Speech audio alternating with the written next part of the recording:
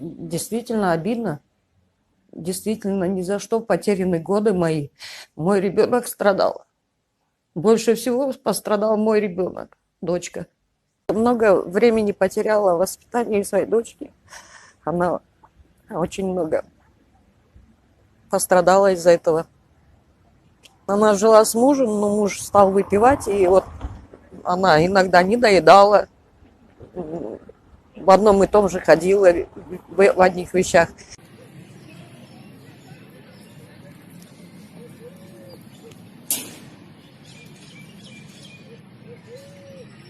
2 дня держали там, из кабинета в кабинет водили, спать не давали, пить, не кушать, ничего не давали. Возьмешь, никуда не денешься, говорит, на себя. Я говорю, я не буду брать. Там оперзам был, Азиз, он говорит, слоника ей сделайте. Я-то не поняла сначала. Они, оказывается, это противогаз одели.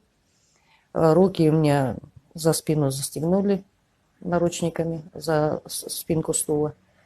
И по ногам задыхаюсь, не могу это, ну, головой мотаю это. А они по ногам дубинками били резиновыми. Я сказала, я все равно не возьму. Хоть убейте, не возьму. Вот в конце вторых суток они пришли уже вечером и говорят, мы у тебя дома гранату нашли. Если не возьмешь, говорит, мы уже в Бишкек отправим, дочку в детдом отдадим. И я тогда уже сказала, давайте я подпишу, что хотите. Я ради того, чтобы не трогали мою семью, я вот это все взяла на себя.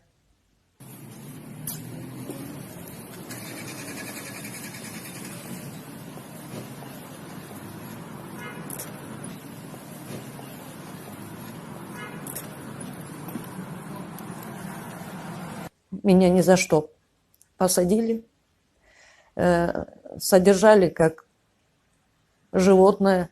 Люди так не живут, как там людей содержат. Это скот, и то лучше, наверное, живет.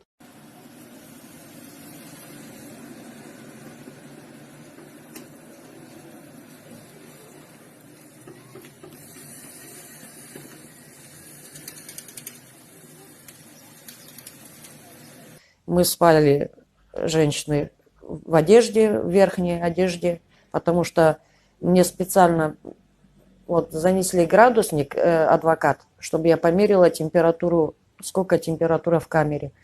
Было 6 градусов. И вот в таких условиях вода в баклажках замерзала. И на полу спала, вот в некоторых ИВСах даже, ну, вот этих кроватей нету на полу. Ничем не отапливаемое помещение.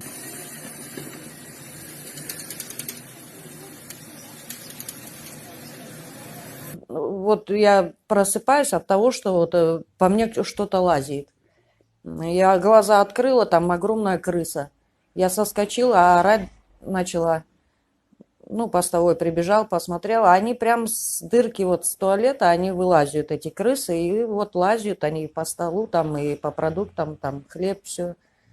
Они таскают, и по мне в соседней камере сидел, ну, мужчина, он говорит, спал, ногу стала грызть эта крыса.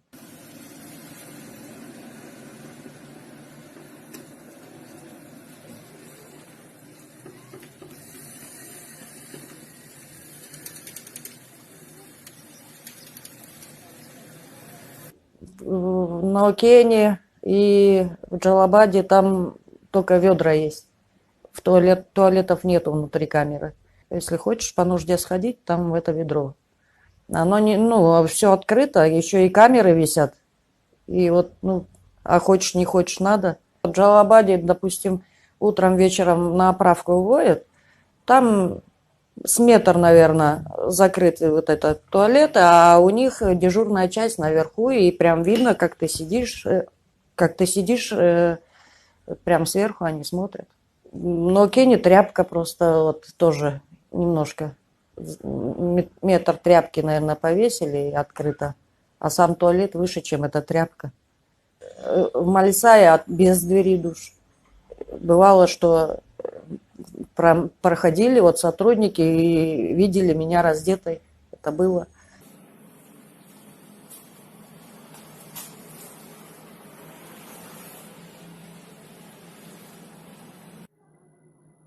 Вот в Малисае, допустим, у нас, когда обыск был, мне прям опер сказал: давай раздевайся. Я говорю: я не буду. Он говорит: будешь. И пока у меня истерика не началась, уже кричать не стала, там и парни вот с соседних камер стучать не стали в двери, а он не ушел.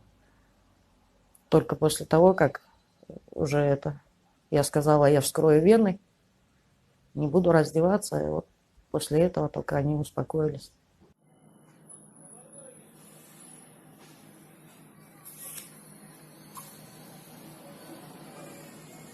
Ну, вообще очень тяжело было. Я даже как-то, не выдержала и в 3 часа ночи хотела повеситься в камере. Ну, вот постовой увидел. Потом, сняли уже, я только глаза открыла, скоро и уже все стояли. А так, до такой степени уже невыносимо было. Я что, хотела покончить жизнь, самоубийство.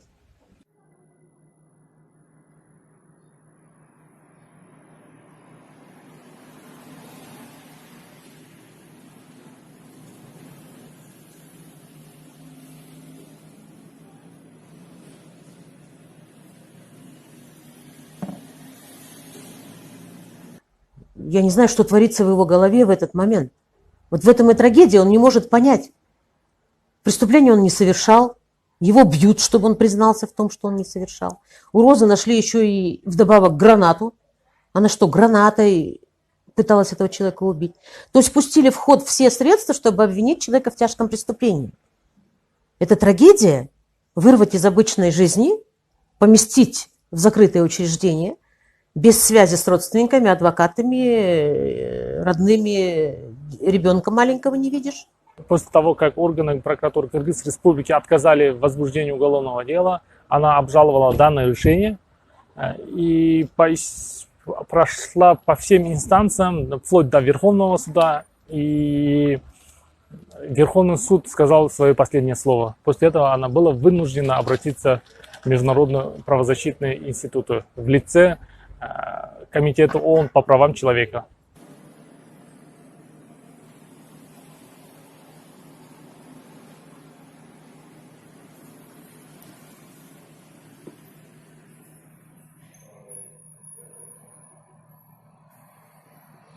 Хочется, чтобы вот такого беспредела не было.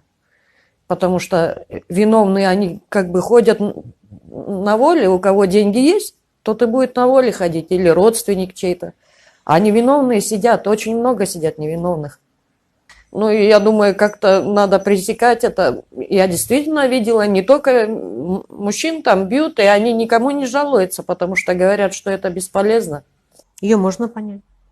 Она через такие прошла тяготы, у нее в душе все перевернулось. И она подает жалобу в комитет.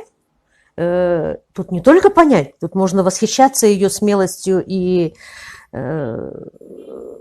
последовательностью. Мужчины чаще всего, выходя на свободу, они рады, что они наконец-то покинули места заключения и отказываются от того, чтобы идти дальше.